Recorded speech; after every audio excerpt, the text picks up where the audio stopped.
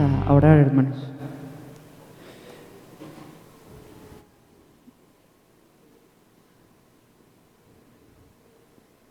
Señor, pues gracias por este culto de adoración que pues ya estamos pudiendo disfrutar.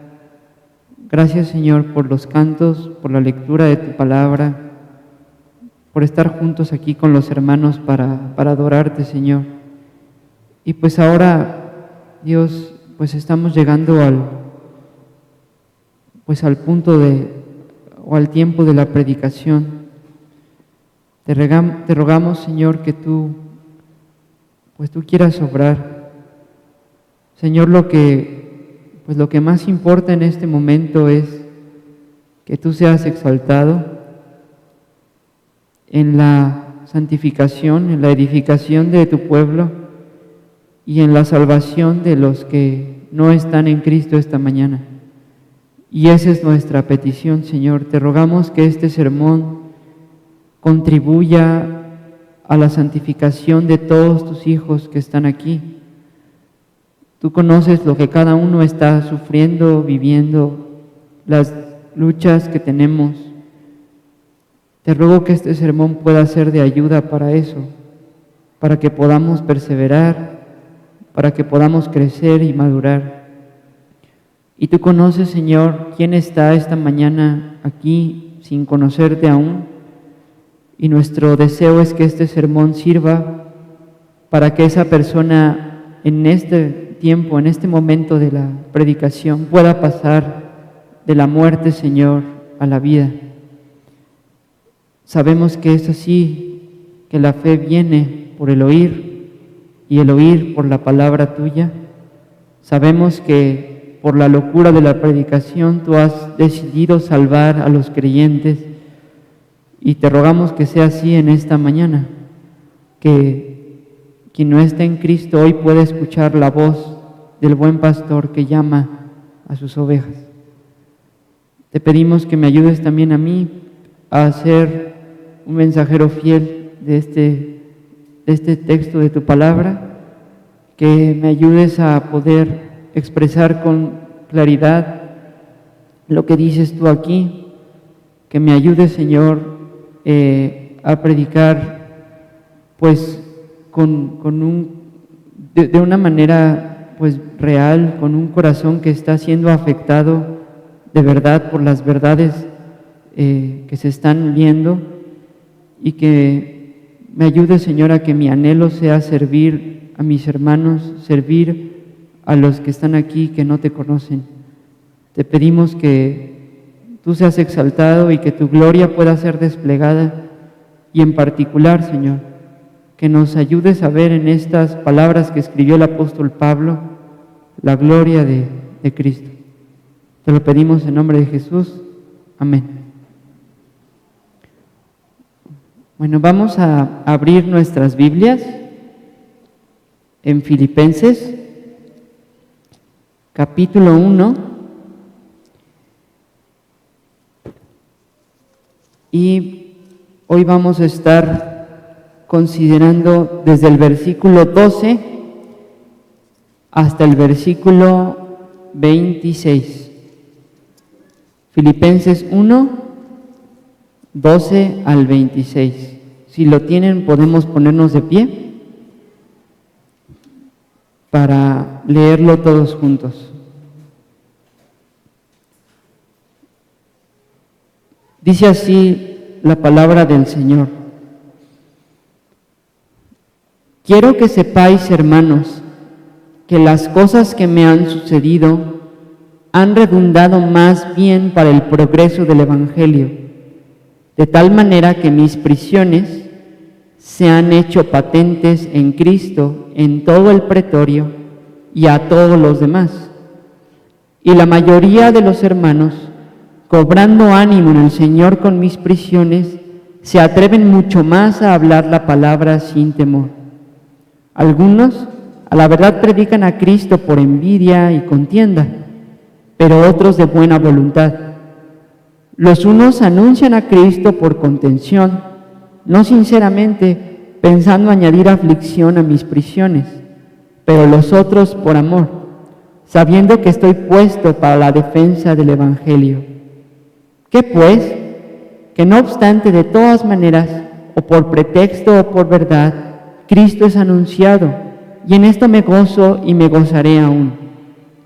Porque sé que por vuestra oración y la suministración del Espíritu de Jesucristo, esto resultará en mi liberación, conforme a mi anhelo y esperanza de que en nada seré avergonzado, antes bien con toda confianza, como siempre, ahora también será magnificado Cristo en mi cuerpo, o por vida o por muerte, porque para mí el vivir es Cristo y el morir es ganancia.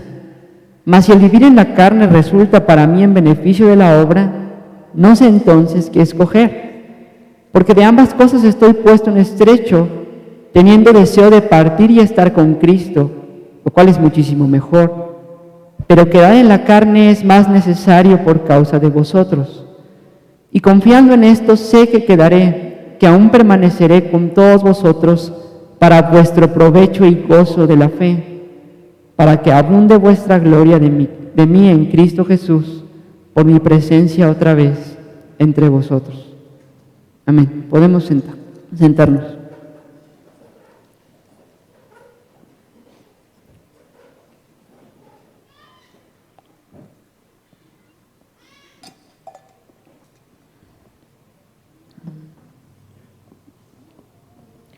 Bueno, hermanos, ya tiene mucho tiempo que Dios no me permitía visitarlos, pero bueno, las anteriores veces que estuve aquí empezamos a ver esta carta del apóstol Pablo a los filipenses. Y bueno, el texto que hoy leímos es justo donde nos quedamos, y como ustedes podrán ver, lo que vamos a ver es un texto algo largo, pero creo yo que es todo un bloque, toda una idea que Pablo tiene aquí en la carta y quisiera que pudiéramos considerarlo completo. Ahora, antes de introducirnos al pasaje, quiero nada más recordarles un poco de lo que hemos aprendido en Filipenses. Comentamos que Pablo hizo 3 viajes misioneros, viajes largos. Y comentamos que al final, que en su segundo viaje misionero, Pablo fundó con esta iglesia en Filipos. Y comentamos que en el tercer viaje misionero que Pablo hizo, Pablo fue arrestado en Jerusalén. Y a partir de ahí Pablo pasó una etapa muy oscura en su vida, en la que se la pasó preso bastante tiempo. Y estando preso, compareció ante el Sanedrín, compareció ante Félix, compareció ante Festo, y después él mismo apeló a César. Entonces se llevan a Pablo a César, es decir, a Roma, donde estaba el emperador César, y dejan a Pablo arrestado en un domicilio, no en una prisión, pero en un domicilio, siempre custodiado por guardias, y con la capacidad de recibir visitas, pero definitivamente no con la libertad de andar por donde él quisiera. Y hemos comentado ya, que aunque Pablo pasó poco tiempo en Filipos, no sabemos exactamente cuánto, pero leyendo el libro de los Hechos parece ser que no fue mucho tiempo. Aún a pesar de eso, se formó un vínculo muy fuerte entre Pablo y los filipenses. Y este vínculo se expresó en muchas ocasiones en que los filipenses, aun cuando no veían a Pablo, le mandaban ofrendas, le mandaban ayuda para que él siguiera esparciendo el Evangelio en el mundo. Comentamos que cuando los filipenses se enteraron del arresto de Pablo y de que después de 5 años todavía seguía preso en Roma, decidieron volver a hacer una colecta. No sabemos exactamente qué es lo que le mandaron a Pablo, si es comida o es dinero, pero el punto es que es algo material. Y tomaron a un miembro de la iglesia de Filipos que se llamaba Epafrodito y lo mandaron a Roma para visitar a Pablo. Epafrodito llega con Pablo le da la ayuda material que le mandan los filipenses, y Pablo es consolado por esta ayuda, pero también no solo por la ayuda, sino por la presencia de Epafrodito, y porque Epafrodito le contó cómo ha seguido la iglesia de Filipos. Por lo que parece ser, Filipenses, aunque no era una iglesia perfecta, era una iglesia que ahí la llevaba, que iba avanzando. Y parece ser que esto trajo mucho consuelo a Pablo, mucha alegría en su corazón. Pero también Epafrodito, por lo que vemos aquí en la carta, le contó de problemas que había en la iglesia, como en todas las iglesias. Problemas que necesitaban ayuda y solución. Entonces Pablo decide escribir una carta mediante la cual agradecer a los filipenses por la ayuda recibida, pero también para atender los asuntos de la iglesia local que estaban fallando. Y bueno, esa es la carta a los filipenses, la que tenemos aquí en esta mañana. Ahora, ya hablando del contenido de la carta, lo primero que vimos fue que Pablo saluda a los filipenses, como lo hace normalmente en todas sus cartas, y después de eso, Pablo procede a orar por ellos. Y consideramos en un sermón esta oración que hace Pablo por ellos. Y ahora hemos llegado a un punto donde Pablo ya empieza a atender los asuntos de la iglesia de Filipos. Y uno de los asuntos o de las cosas que preocupaban a los filipenses es la condición de Pablo mismo. Los filipenses, al mandar esta ayuda material a Pablo, lo hacen no solamente porque quieren darle algo, sino porque están preocupados por él. Pablo, como el Señor mismo se lo dijo, le iba a ser necesario saber cuánto iba a padecer por el nombre de Cristo. Y nosotros en Hechos leemos eso, un hombre sirviendo muchísimo al Señor, pero sufriendo una y otra y otra y otra vez. Entonces los filipenses estaban preocupados por Pablo. Parte de su deseo de mandar esta ayuda y de mandar a Epafrodito es que ellos querían saber cómo estaba.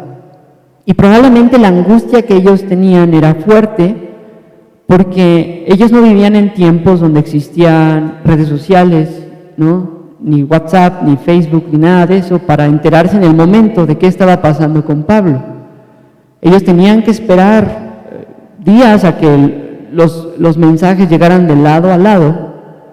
Así que los filipenses están preocupados y parte de la encomienda a Epafrodito es investiga cómo está Pablo, cómo se encuentra, qué ha pasado con él. Entonces los versículos que hemos leído hoy, del 12 al 26 del primer capítulo, son lo que he llamado el reporte misionero de Pablo. Pablo está contándoles a los filipenses cómo le ha ido en su ministerio últimamente, qué ha pasado y cómo está. Así que por eso el título de El reporte misionero del apóstol Pablo. Y este reporte es largo, ¿no? Del versículo 12 al 26, es una buena porción, lo que nos hace presuponer que la preocupación de los filipenses era muy genuina y era fuerte para necesitar una respuesta larga y sustanciosa. Así que para ayudarnos a estudiar o exponer este reporte misionero de Pablo, vamos a hacerlo mediante 4 secciones. Creo yo que eso nos va a ayudar mucho a verlo bien. Y son las siguientes. Primero, Pablo va a hablar de los eventos que le han acontecido en el pasado. Después, en segundo lugar, Pablo va a hablar de lo que está viviendo en el presente. En tercer lugar, Pablo va a hablar de su expectación futura, de lo que ve en el futuro, por así decirlo. Y en cuarto lugar, vamos a ver el corazón de Pablo en todo esto. Así que los voy a decir de nuevo. Número 1, los eventos pasados. Número 2, eventos presentes. Número 3, la esperanza o la expectación del futuro. Y número 4, el corazón de Pablo en todas estas circunstancias. Vamos a ir punto por punto y esperemos que el Señor quiera hablar a su pueblo. Así que veamos primero los eventos pasados. Para esto vamos a leer versículo 12 y versículo 13.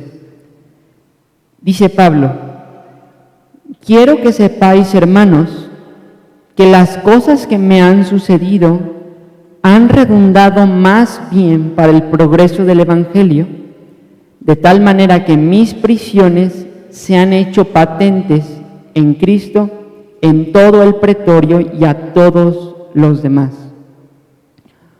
¿Cómo es que sabemos que Pablo se refiere aquí a eventos pasados? Por lo que dice en el verso 12, cuando dice, las cosas que me han sucedido, es claro.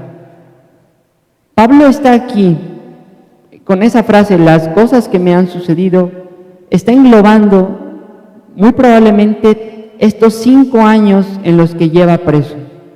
Desde que él fue apresado en Jerusalén, lo llevan al Sanedrín, después del Sanedrín a Félix, después de Félix con Festo, y después donde él apela a César y tienen que mandarlo de viaje, y luego lo del naufragio y todo eso que pasa, y luego que llega a Roma y sigue preso. Yo creo que Pablo se está refiriendo a todo ese tiempo de estar preso, 5 años, por así decirlo, de prisión, de estar apresado por causa del Evangelio.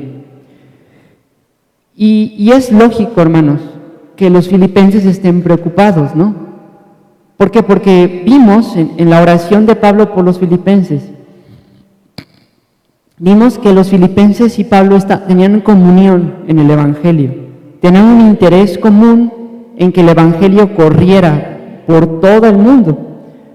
Así que el que Pablo sea tomado preso se ve como una amenaza a esto, ¿no?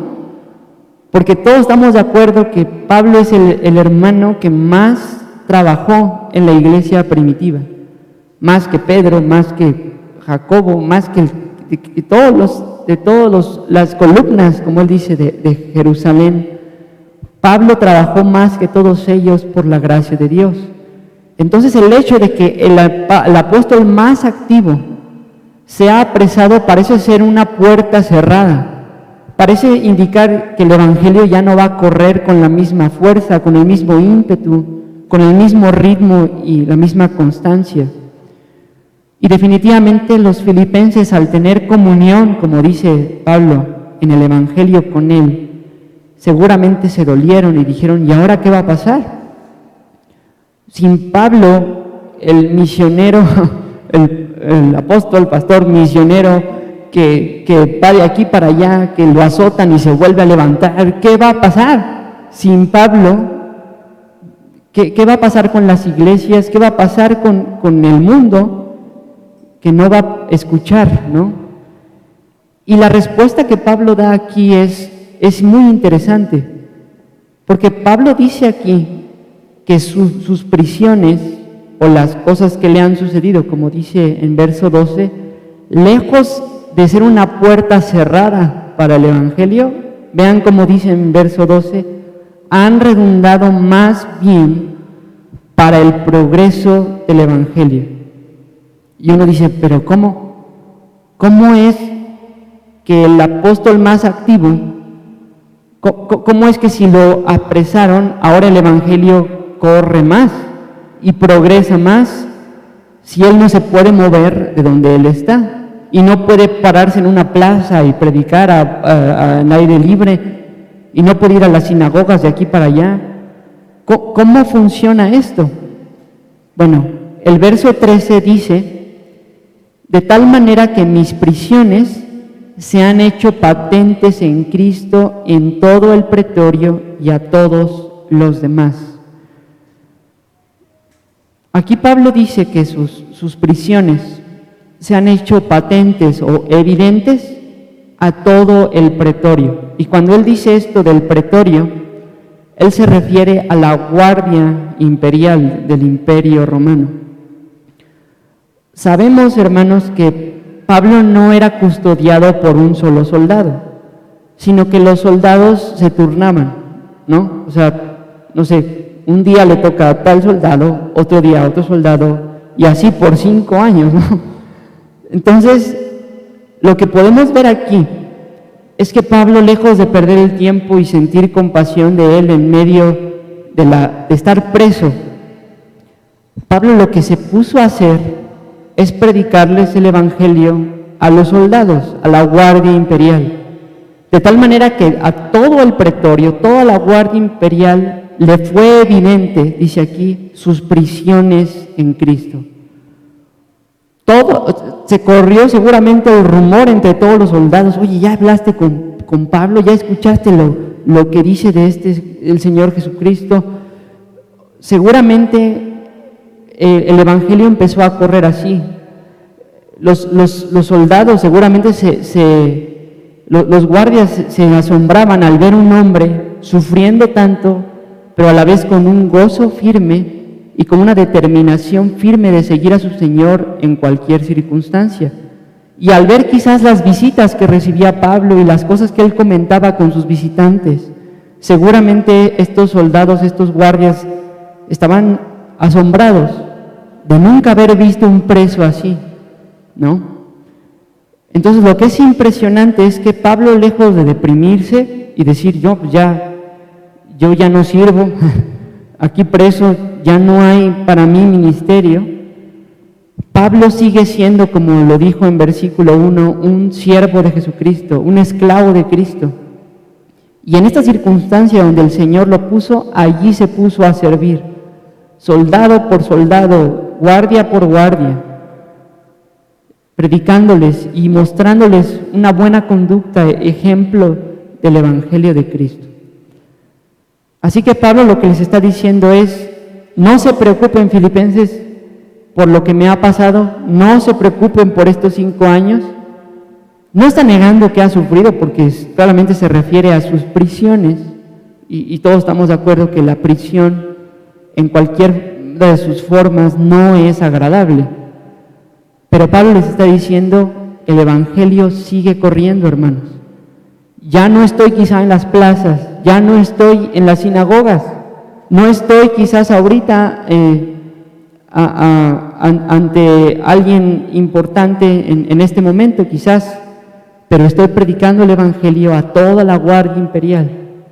Cada guardia que me ponen, yo le predico y le muestro el Evangelio, y el Evangelio sigue corriendo en todo el pretorio, como dice aquí. Así que esos son los eventos del pasado. Y es así, y este es el reporte que Pablo da de esos eventos. Lejos de estorbar el Evangelio, sus prisiones han hecho que el Evangelio corra más y llegue a lugares que no hubiera llegado si Pablo nunca hubiera estado preso.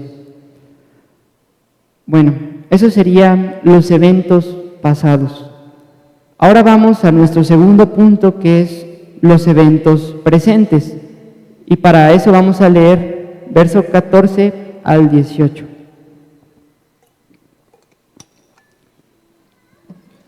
Dice: y la mayoría de los hermanos, cobrando ánimo en el Señor con mis prisiones, se atreven mucho más a hablar la palabra sin temor. Algunos a la verdad predican a Cristo por envidia y contienda, pero otros de buena voluntad. Los unos anuncian a Cristo por contención, no sinceramente pensando añadir aflicción a mis prisiones, pero los otros por amor, sabiendo que estoy puesto para la defensa del Evangelio. ¿Qué pues? Que no obstante, de todas maneras, o por pretexto o por verdad, Cristo es anunciado, y en esto me gozo y me gozaré aún.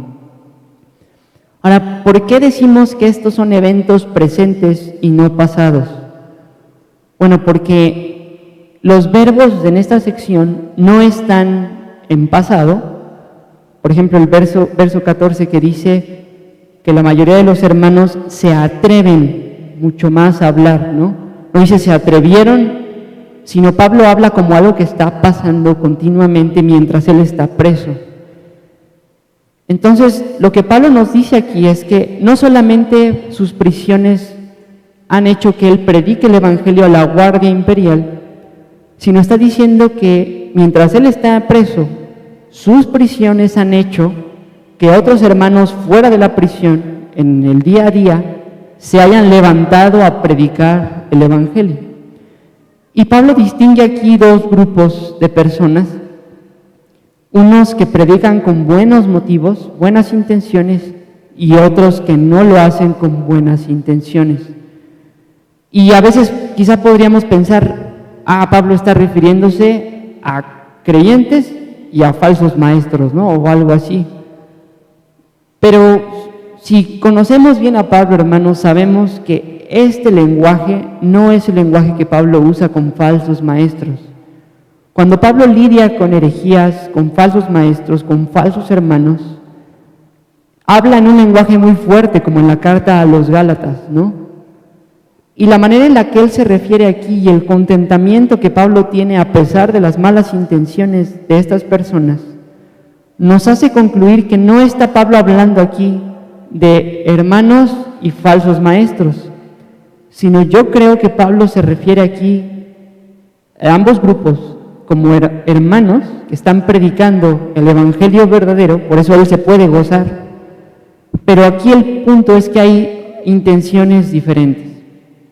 Es decir, unos hermanos cuando ven que Pablo ha mostrado tal determinación, tal celo por el Señor, tal firmeza, tal constancia, se animan y dicen, yo también voy a servir al Señor, yo también voy a pelear, yo también voy a salir a predicar, y predican, predican y predican y predican. Esos son los hermanos con buenas intenciones, que tienen el deseo de que el reino de Cristo se siga extendiendo, que más personas sean salvadas, y Pablo les ha sido como un ejemplo que les ha motivado y les ha dado ánimo para seguir adelante. Eso a veces pasa, por ejemplo, cuando leemos biografías de misioneros, ¿no? Cuando leemos cosas que pasaron los reformadores o los puritanos. A veces eso nos anima a perseverar y a seguir. Es lo que está pasando aquí. Los sufrimientos de Pablo están animando a verdaderos creyentes con buenas intenciones a seguir proclamando el Evangelio y seguirlo expandiendo en el mundo. Pero ¿qué pasa con los otros? Bueno, Pablo no da mucho detalle aquí. No se detiene mucho a hablar ni quiénes son, ni cuáles son sus motivos, así con detalle. Pero por la manera en que Pablo se expresa, hermanos, creo que podemos deducir que, como él dice aquí en el verso 15, algunos a la verdad predican a Cristo por envidia y contienda.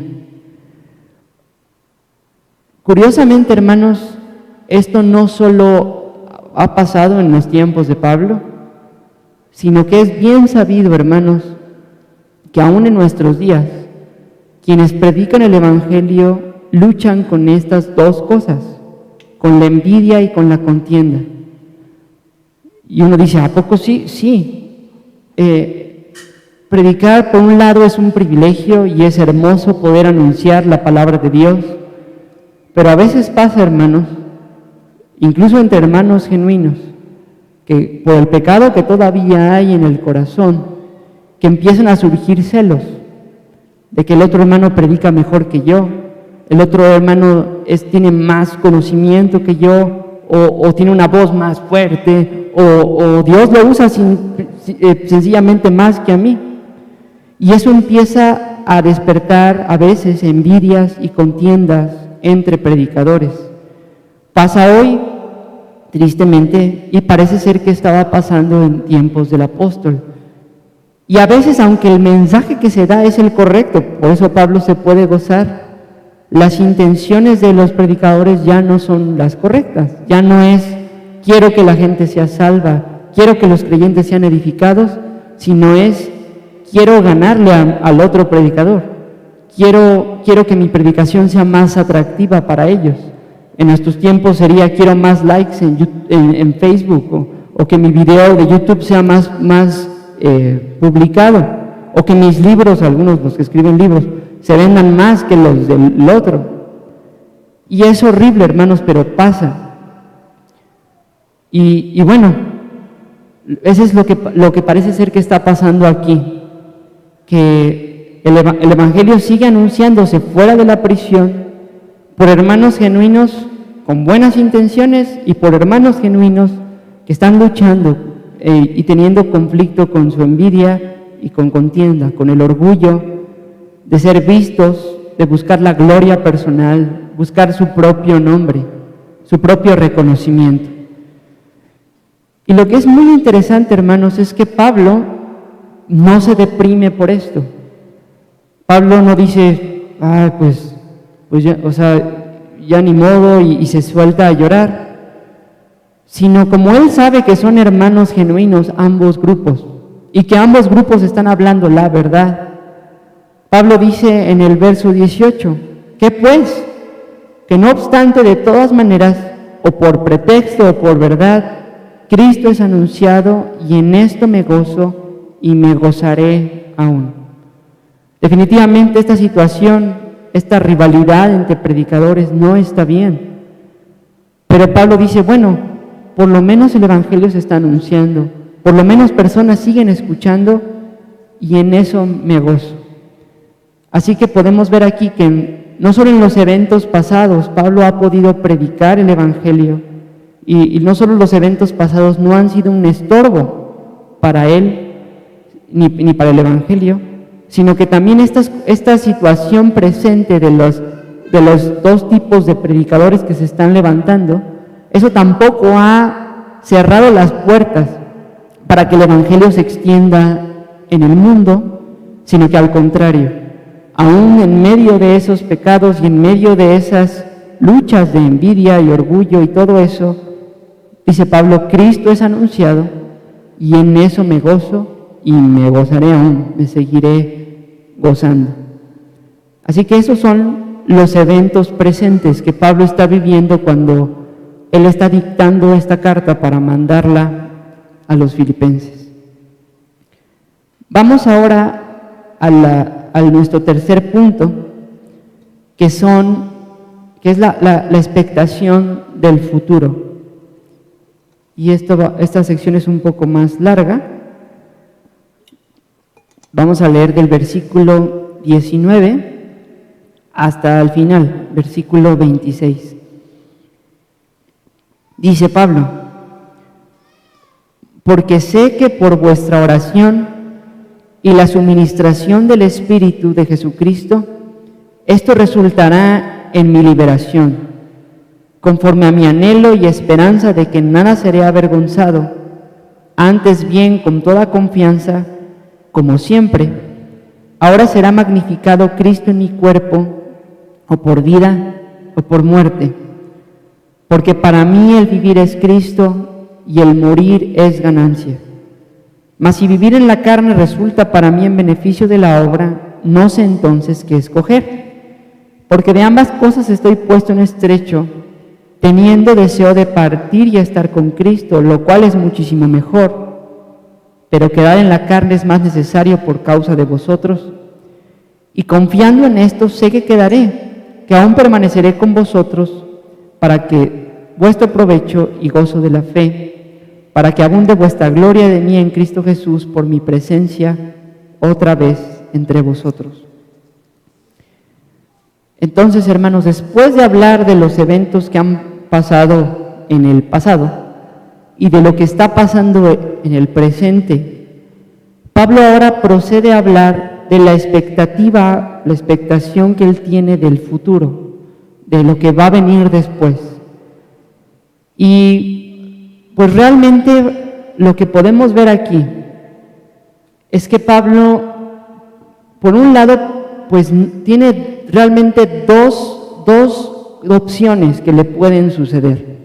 Está preso, lleva 5 años preso, ya pasó del Sanedrín a Félix, a Festo, y ahora va con el emperador César. Y esta situación de preso no va a durar toda la vida. Pablo solo tiene dos opciones: o va a vivir o va a morir, ¿no? O va a ser liberado o va a ser ejecutado. Y ese es el panorama futuro que Pablo tiene delante de él. Llevo preso 5 años, dice Pablo. Imagínense, 5 años de nuestras vidas preso. Ha de ser horrible. Y Pablo lo que tiene delante es, no sé qué va a pasar, solamente veo que o me van a soltar y voy a vivir, o me van a ejecutar. Y entonces Pablo empieza a lidiar con este pensamiento de, ok, pues ¿qué va a pasar? O sea, si yo vivo, si me sueltan y se me concede vivir, ¿qué va a pasar? Y si me muero, ¿qué va a pasar? Y de eso trata esta sección. Pablo empieza, por así decirlo, como a pensar consigo mismo, dialogar consigo mismo, y al final llega como a una conclusión después de todo este pensamiento. Y lo que Pablo piensa aquí en esta sección es esto. Dice, bueno, pues si me sueltan, si se demuestra que soy inocente de lo que me acusan los judíos y me acusan los gentiles, quiere decir que voy a salir libre y voy a poder volver a predicar, ¿no? Entonces Pablo dice, pues eso estaría muy bien, porque voy a poder servir a Cristo y vivir para Él como siempre lo he hecho desde su conversión, pues. Y entonces Pablo dice, pues eso está bien, eso es bueno, así que si lo sueltan, dice Pablo, pues es una buena opción, ¿no? Pero por otro lado dice Pablo, ¿y qué va a pasar si no? Si no me sueltan, me van a matar, me van a ejecutar. Pero vemos a Pablo que en lugar de deprimirse, de decir, híjole, capaz si no me sueltan, capaz me van a matar, vemos a Pablo que en lugar de deprimirse y angustiarse, Pablo dice, si me matan, es mejor. ¿Y por qué? Bueno, Pablo dice aquí claramente que cuando un creyente muere, aunque todavía no haya sido la resurrección de los muertos y aunque todavía no haya sido la segunda venida de Cristo, claramente dice él aquí que cuando un creyente muere, va con Cristo, ¿no? Y por eso es que dice él, eso es mejor, porque si yo me quedo aquí sirviendo a Cristo en este mundo, pues sí gozo de Cristo de una manera, tengo comunión con Él, lo puedo servir, pero si yo me muero, voy a estar con Él sin ninguna barrera, perfectamente, sin pecado, sin nada que impida la comunión, ¿no? La comunión que gozaría, dice Pablo, con Cristo si me muero, es mayor y más preciosa que si me quedo aquí a servirle. Así que Pablo dice, bueno, pues cualquiera que sea la opción, el futuro que me avecina es bueno, porque si me liberan, es bueno porque voy a salir con todo a servir a mi Señor. Y si me matan, es bueno, porque en el momento en que me maten, voy a abrir mis ojos y mis ojos van a ver a mi Señor y Salvador. Y por primera vez lo voy a poder contemplar y gozar de Él perfectamente para siempre. Así que esa es la expectación futura de Pablo, que es totalmente optimista, como la pueden ver. Pablo no está aquí deprimido, no está aquí diciendo qué va a pasar, sino Pablo dice, cualquier opción, lo que Dios determine de mí es bueno. Vivir es bueno, morir es muchísimo mejor. Y por eso dice en el verso 21, porque para mí el vivir es Cristo y el morir es ganancia. Y después de hacer todo este análisis y toda esta reflexión, y después, por así decirlo, de hablar consigo mismo, él dice en el versículo 24, pero quedar en la carne, es decir, vivir, es más necesario por causa de vosotros.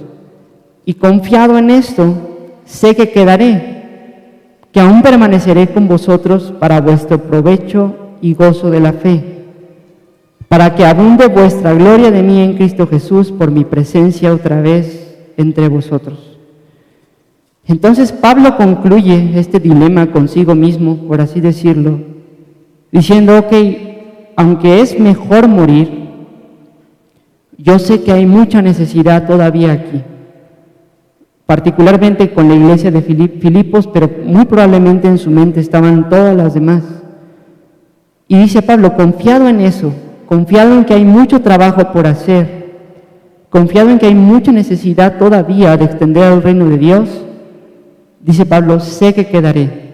Y esa palabra sé, en el griego, es una palabra que expresa una convicción que provino de un razonamiento, de una argumentación.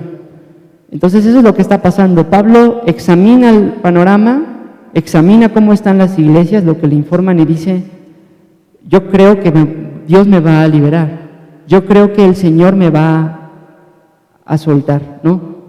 Me va a permitir salir, sé que me va a permitir salir y edificar a mis hermanos para su crecimiento y su madurez.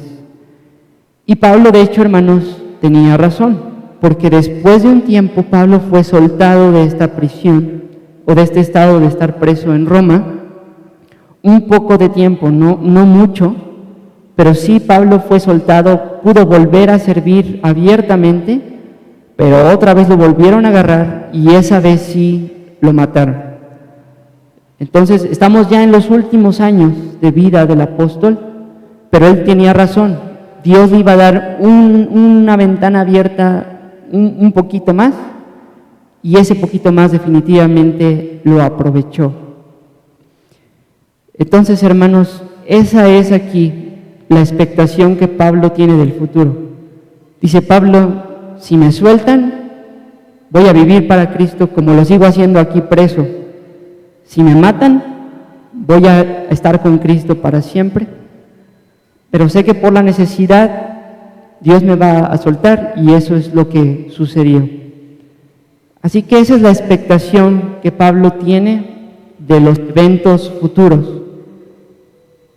Y ahora vamos aquí a nuestro cuarto punto de este mensaje, que le he puesto el corazón de Pablo en todos estos eventos. Y creo que es importante, hermanos, y fue importante añadir un cuarto punto a este mensaje, porque aunque con esto ya cubrimos de manera general todo el reporte, creo yo que no solo es importante ver lo que Pablo dice del pasado, del presente, del futuro, sino creo yo que es muy importante analizar, hermanos, que detrás de todo este reporte, detrás de estas palabras que Pablo está dictando, Pablo nos está dejando ver su corazón, y lo que quiero decir con eso es sus prioridades, sus motivaciones, su objetivo de vida, su gran tesoro, por así decirlo. Y esto está en el verso 21. Vamos a leerlo de nuevo. Dice, porque para mí el vivir es Cristo y el morir es ganancia. La última vez que estuve acá, o las últimas veces, les comenté que Filipenses es una carta que no muchos conocemos, no por todos es conocida como cuál es el argumento y de qué habla toda la carta, pero sí es una carta que es muy conocida porque tiene versículos bien bonitos que normalmente se nos graban y no sabemos que están a veces en Filipenses, y si sabemos que están en Filipenses no sabemos qué contexto traen. Y yo creo que nos hemos topado aquí con otro de esos textos. Si ustedes subrayan sus Biblias, es casi seguro que este verso 21 está subrayado, porque es uno de los textos más bonitos, ¿no?, de la Biblia. Es breve, pero es hermoso. Pero qué hermoso, hermanos, es ver este texto en medio de todo este contexto, ¿no? En medio de todo este reporte de los acontecimientos pasados, presentes y la expectación futura del apóstol en medio de sus prisiones. Es hermoso ver este texto con esa luz. ¿Y qué es lo que este texto nos está diciendo, hermanos? Cuando dice Pablo que el vivir es Cristo y que el morir es ganancia, yo podría resumir esto, hermanos, que el corazón de Pablo, su gran tesoro, su mayor motivación, su mayor prioridad es Cristo. Eso es lo que Pablo está diciendo aquí. Y este texto, queridos hermanos, es la explicación de por qué Pablo no está deprimido en ninguna parte de este reporte. ¿Por qué Pablo, cuando está contando de lo que le pasó en el pasado, no dice, ay hermanos, sí, hace 5 años preso y estas llagas y estos heridas de los cepos y todo esto, y los soldados son bien crueles conmigo? No. Y cuando dice del presente, no dice, ay hermanos, estos hermanos que tienen estas malas motivaciones y están con envidias. Y cuando ve al futuro no dice, híjole hermanos, capaz si me van a matar, ¿no? ¿Por qué Pablo no está así? ¿Por qué no se angustia del pasado, ni del presente, ni del futuro? ¿Por qué, por así decirlo, Pablo es tan optimista? Hermanos, porque para él el vivir es Cristo. O sea, tanto es la prioridad de Pablo centrada en Cristo. Cristo es tanto el tesoro de Pablo, su deleite, su satisfacción, su motivación, su todo, que a Pablo no le importa estar 5 años preso con tal de que el Evangelio llegue a la guardia imperial. Tanto ama Pablo a Cristo y que Él sea conocido y anunciado y proclamado, que no se desanima de que haya hermanos con malas intenciones al predicar, porque Cristo de todas formas es anunciado y conocido por los demás.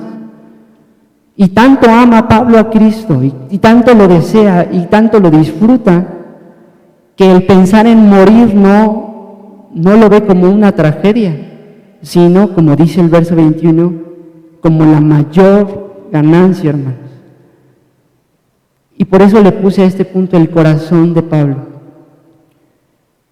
Pablo odiaba a Cristo, ¿se acuerdan?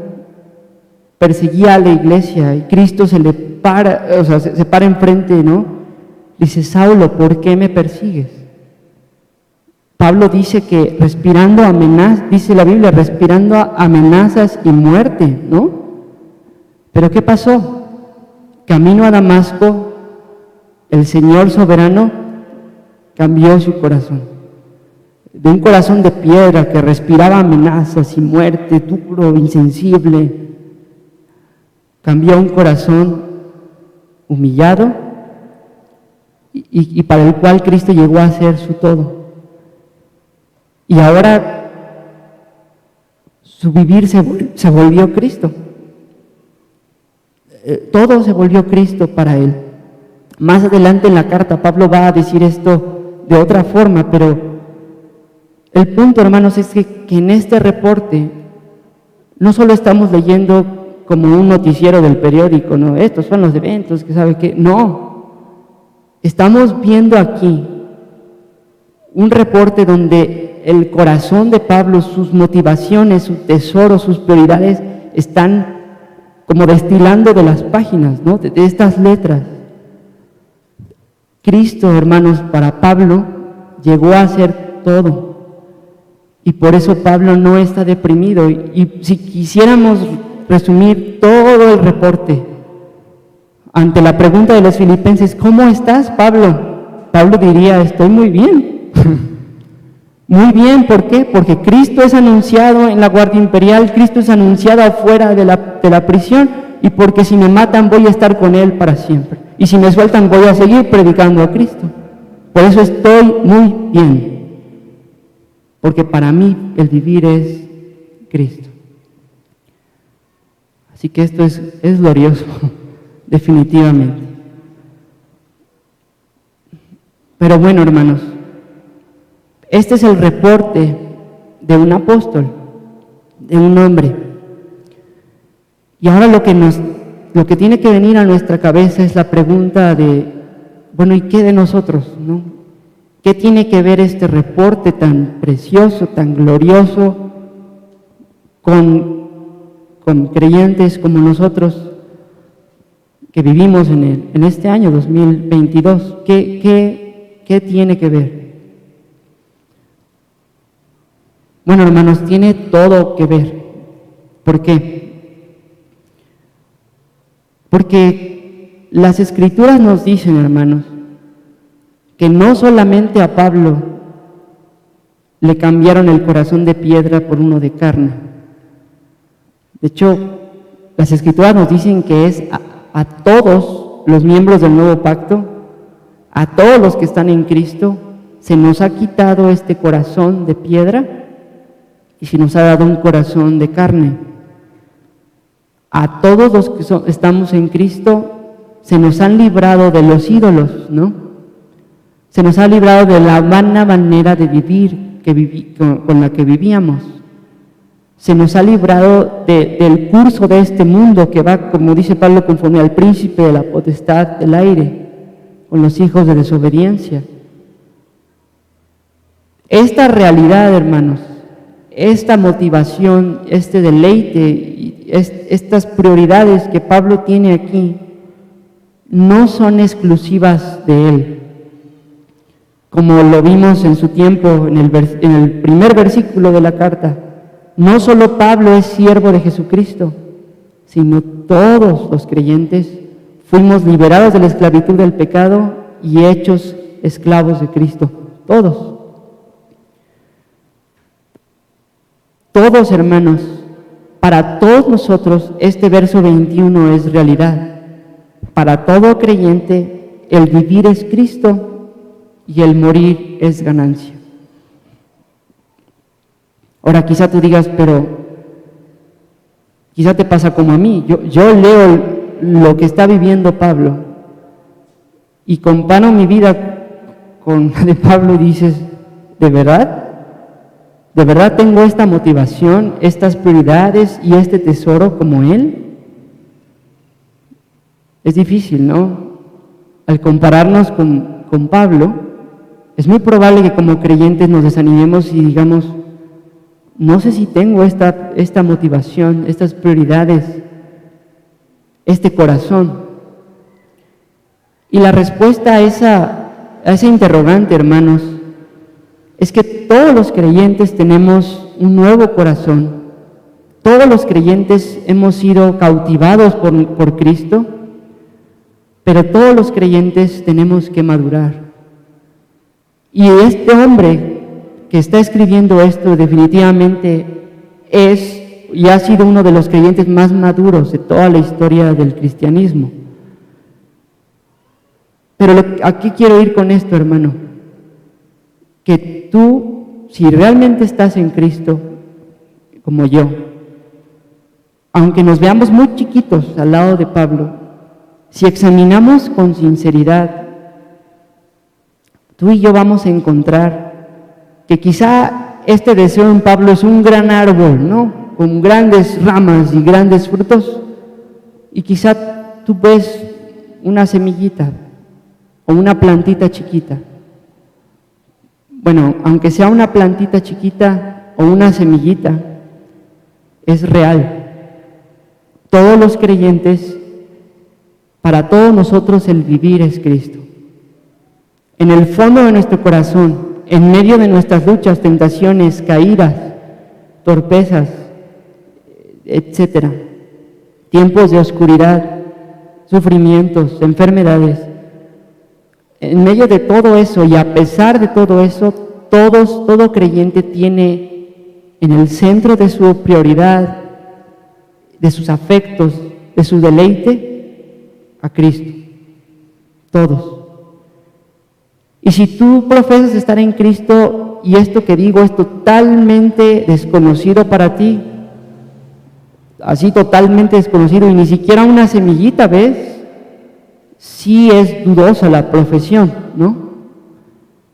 Pero creo yo que todos, aunque no vemos esta madurez de Pablo, vemos que aunque somos muy débiles, muy torpes, muy desobedientes, Cristo es nuestro tesoro. ¿Y por qué te digo esto, hermano? Porque quiere decir que tú y yo no nos tenemos que desanimar.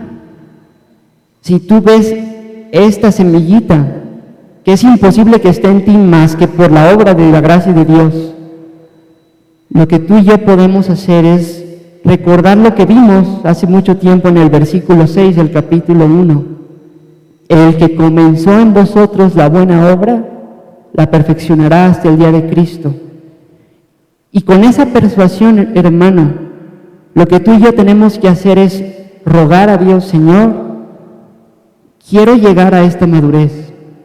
Quizá cuando yo sufro, cuando enfrento una enfermedad o una persecución, no me pongo tan optimista como Pablo y me deprimo y me encierro en mis conflictos, y quizá estoy pensando más en cuánto dinero tengo y que si tengo posesiones. Quizás estoy mal enfocado muchas veces, pero puedes rogar a Dios: Señor, ayúdame a crecer. Tú prometes que si comienzas una obra, y esta semillita que hay aquí es una obra comenzada, tú prometes que la vas a perfeccionar hasta el final. Y el Señor va a responder, y me va a llevar a madurar cada vez más, hasta cada vez acercarnos más a este nivel de madurez y de entrega por el Señor. Y roguemos que así sea, roguemos que Dios nos conceda que Cristo sea nuestro todo de esta forma, de que viendo al futuro como Pablo podamos decir: pues yo no sé si mañana voy a estar vivo o muerto, ¿verdad? Pero no importa, porque si Dios me concede vivir mañana, voy a servir a mi Señor, y si Dios me lleva, voy a estar con Él, ¿verdad?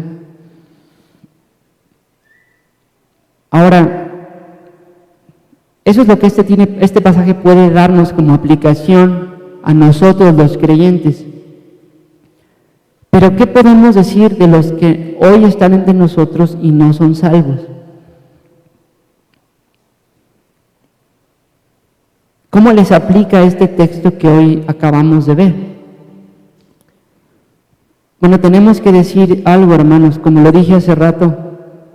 Este versículo 21 solo es verdad de los creyentes. O sea, si tú no estás en Cristo, tú no tienes ni esta plantita ni esta semillita aquí. Para ti el vivir no es Cristo, y el morir tampoco para ti es ganancia, sino tu frase podría ser algo así como: el vivir para ti eres tú y el morir es pérdida.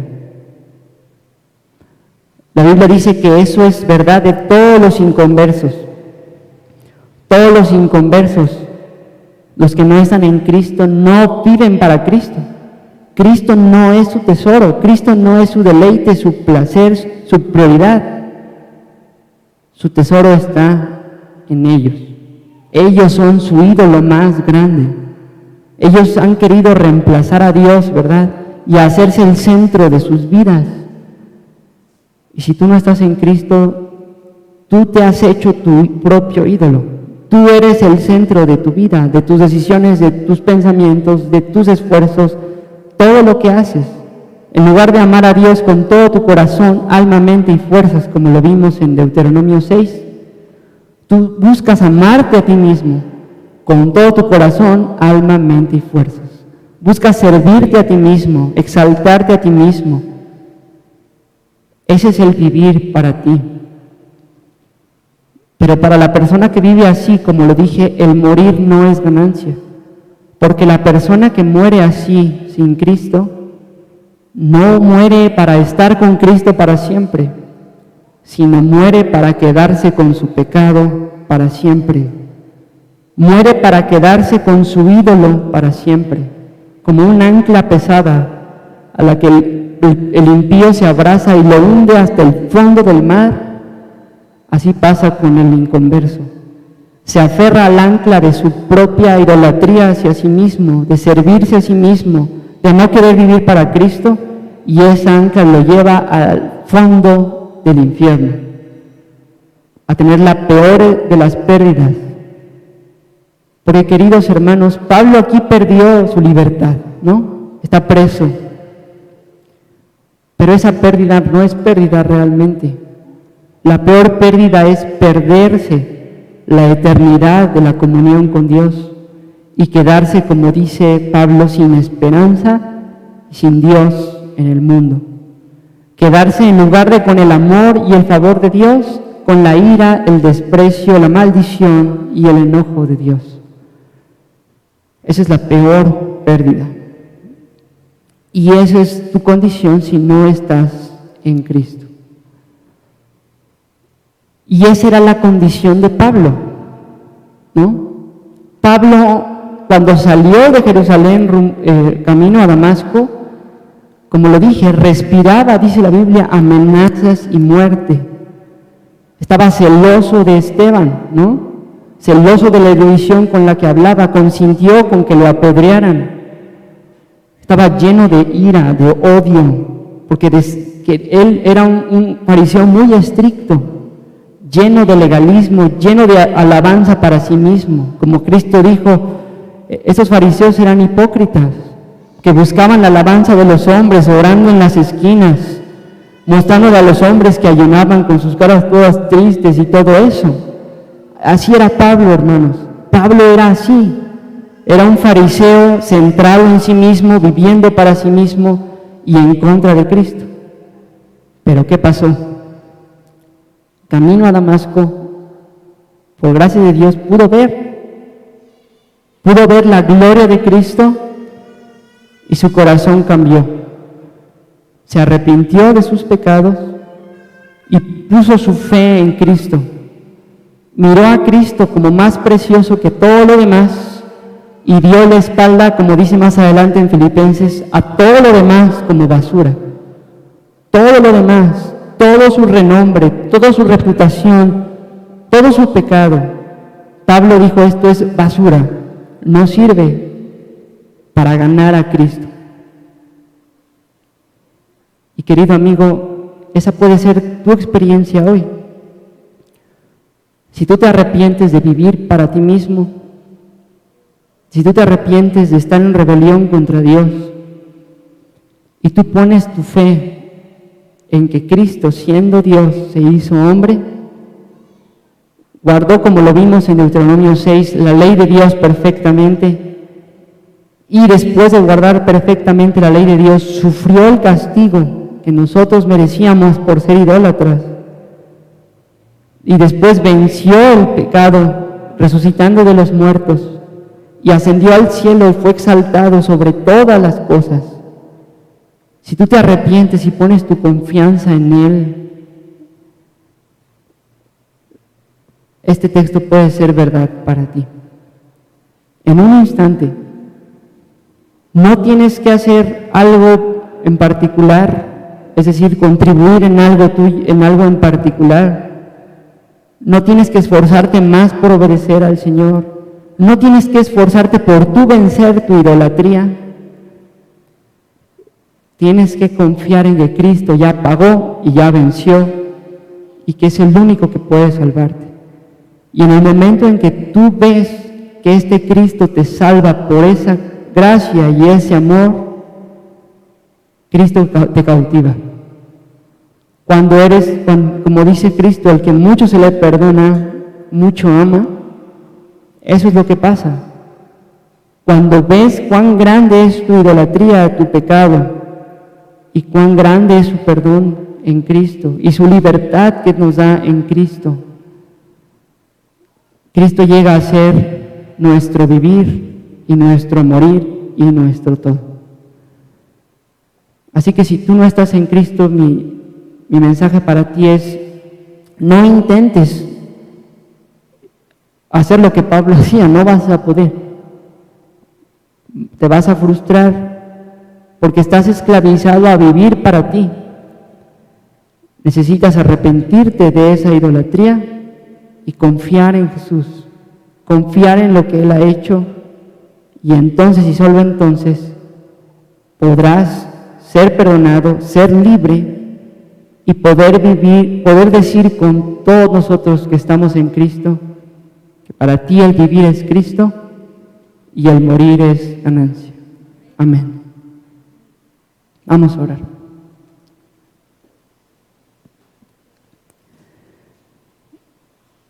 Señor, te damos gracias por tu palabra. Te damos gracias, Señor, por Cristo. Gracias por Él, gracias porque nos ha cautivado, Señor, y porque se ha convertido en nuestra prioridad al salvarnos. Te quiero pedir que este sermón, Señor, sea usado para que los que estamos en Cristo podamos crecer en esto, Señor. Como lo dije hace rato, cuando nos comparamos con Pablo nos vemos muy chiquitos, nos vemos muy faltos de amor por ti, de esfuerzo por tu causa.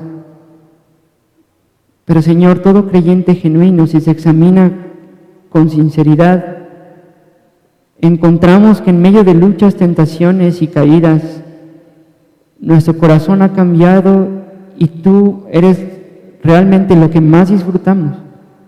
Tú eres realmente el tesoro más preciado que tenemos. Te pido, Señor, que esa semillita que tú has plantado en nosotros, esa obra que has comenzado, crezca y se perfeccione hasta el día de Cristo como tú mismo lo prometes.